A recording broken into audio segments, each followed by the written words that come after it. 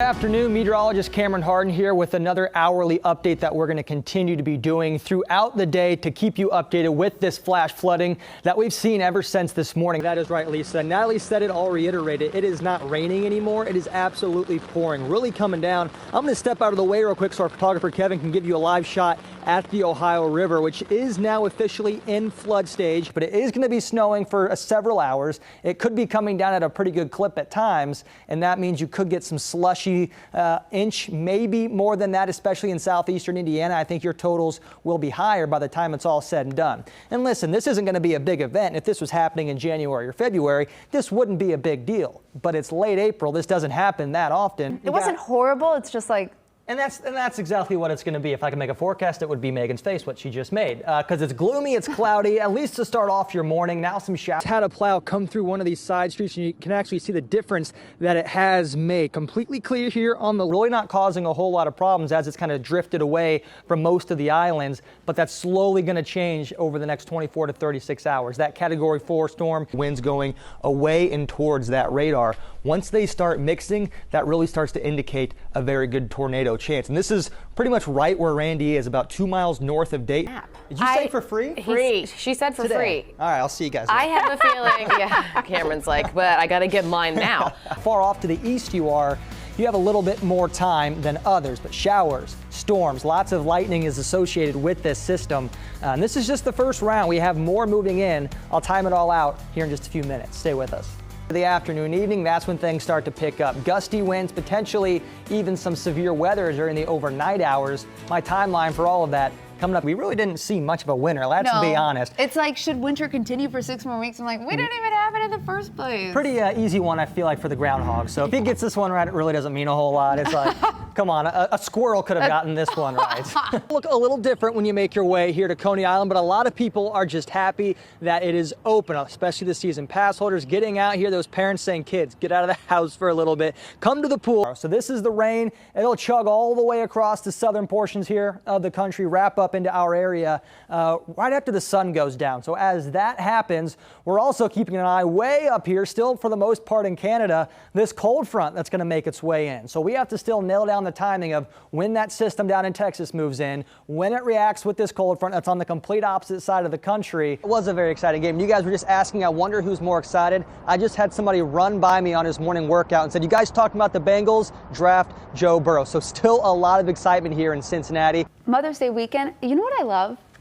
And you were wrong about it. Cameron kept saying that Hannah's due date was tomorrow. I was wrong on my own daughter's due date. Yeah.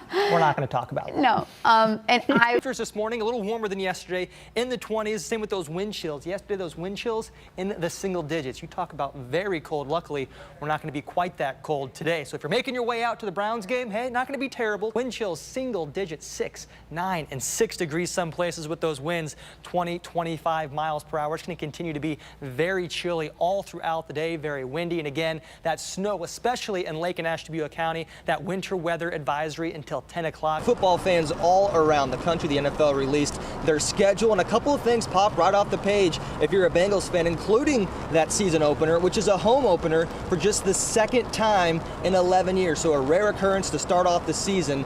April, Cam, are we going to warm up at all today? No. We're not. All right, there you go. Yeah, it's not going to be a good Saturday. It's going to be very chilly. Temperatures hardly getting. Melman? Was Melman the name in Madagascar for the giraffe? I cannot. Okay, yes, Nick, confirmation. our floor producer over there, is like, Unfortunately, yep, I haven't seen Madagascar. What? We'll talk about it in the break. Unbelievable. We'll talk about it in the break, Cameron. Can't even I'll have right the now. week. Oh, give me the hand. We'll talk. Well, good almost afternoon. We do have our first severe thunderstorm warning of the day, and this is something we've been keeping an eye on, talking about the chance for severe weather. Obviously, a lot of you have been hearing these storms roll through, and now we do have that first warning. Further down here to the south in northern Kentucky, thanks to those wind gusts. You can see the bowing action just a little bit. This is going to be in effect until 12:15 for Bracken, Campbell, Claremont, Kenton, and Pendleton County. So quite a few counties, all portions of them, though, as this strong line of storms that's kind of really started to pick up up over the last 10-15 minutes. It's moving at about 20 to 30 miles per hour, but the big threat with this is the wind gust. 60 mile per hour wind gust. That's usually what it takes to have these storms be declared a severe thunderstorm warning. So lots of lightning.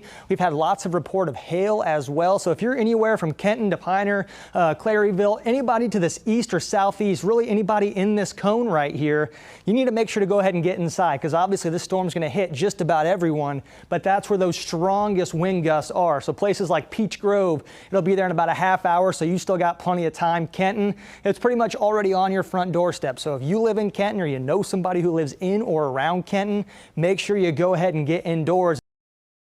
It's going to be the same thing. You know, you're going to get a decent amount of snowfall in the morning, a second round in the afternoon, evening, both of which will cause problems to anybody who's out there on the roadways. That's going to be the biggest concern tomorrow. Now, the good news is it is a holiday tomorrow, so that's already going to limit down on the traffic. Plus, you've got a lot of people who can work from home.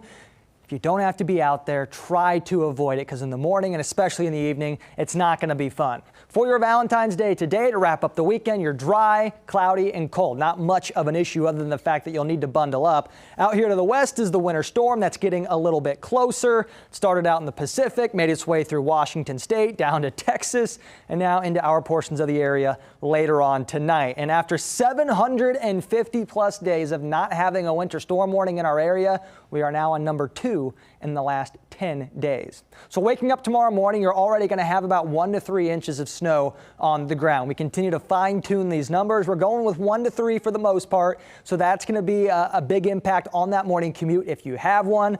Later on in the afternoon, evening, after a decent break in the snow, that's going to be good for road crews getting that first round out of there. We're going to see an additional 4 to 7, maybe even a tad bit more in a few isolated places move back in. I think that's when road crews are going to have a really tough time getting everything cleared off. The pre-treating from the morning's probably already going to be gone. Give them plenty of space. They are going to be trying as hard as they can to keep up with Mother Nature. Temperatures right now, you're in the low 20s. Teens still in southeastern Indiana. That's been the trend the past few days. Southeastern Indiana has been very chilly. You stay right around that 20-degree mark over the next several hours, only warming up to the mid to upper 20s, maybe the upper 20s, continuing with the streak of at least 10 straight days below average. 6 out of 7 have been below freezing, and because of that, and temperatures are so cold, as soon as that snow starts falling late tonight, it is going to be sticking, and not any of it's going to be melting on contact. Obviously, if you have a pre-treated roadway, it will, which is good, but those sidewalks, your cars, your grassy surfaces, accumulation happens almost immediately. Tonight and waking up tomorrow morning, that's that first round. 1 to 3 inches of snow looks to be the safe bet. Let's time it all out on Futurecast here. Not a whole lot today. Again, just cloudy skies, a few flurries. Midnight to 3 a.m. Now we start to see that snow push on into the area. That winter storm warning goes into effect at 1 o'clock tomorrow morning. And this is going to be the case throughout the first half. Up until about 7, 8 a.m., you're seeing snow, several heavy pockets of snow. We could even see some pretty big bands that set up, dropping that quick 2 to 3 inches. So we're saying 1 to 3 on average. It's not out of the question to maybe get an isolated place more than 3 inches in the morning, but that's not going to be widespread. Once that snow moves out right about 8 o'clock tomorrow morning, you get a decent break, and we're not going to see prolonged constant snow, but you'll have a few chances to see a quick snow shower during even the middle parts of the day before the second round of more sustained, heavier snow moves in. So about 3, 4 o'clock tomorrow afternoon, that second round pushes in. Once again, you see the dark blues indicating heavier snowfall, more constant snowfall, and it sticks around longer. This is going to be sticking around till at least midnight. Once we get to about midnight, that snow moves on out. That's going to drop the additional 4, maybe up to 7 or 8 inches of snow. So by the time it's all said and done, we could see at least 9 inches. Yesterday, we were very confident we were going to see at least 6 inches of snow. As things have kind of progressed, all right, we're getting a little better chance of seeing at least 9. I think that's a safe bet. 6 to 9 looks to be the main frame here in terms of what we're going to see, and that shows here on our snow totals. The central portion of the area, we're going about 7 to 10. I think 10 is probably on the high side. You could have a few isolated places that see 10 and up, and then the further out you go from the central portions, you're going to see those totals drop down just a little bit. Nonetheless, if you get 5 inches, 7 inches, a foot of snow, it's not going to be fun out there on the roads. That's why we're urging people, unless if you have to be at work or have a pressing issue, just try to stay at home tomorrow. Enjoy the holiday from your couch, from your living room, anything you want to do. We keep the weather impact day for Tuesday, as temperatures will once again be cold, maybe a few snow showers, freezing cold early Wednesday morning. The chance for additional snowfall Thursday with 2 to 3 inches looking likely.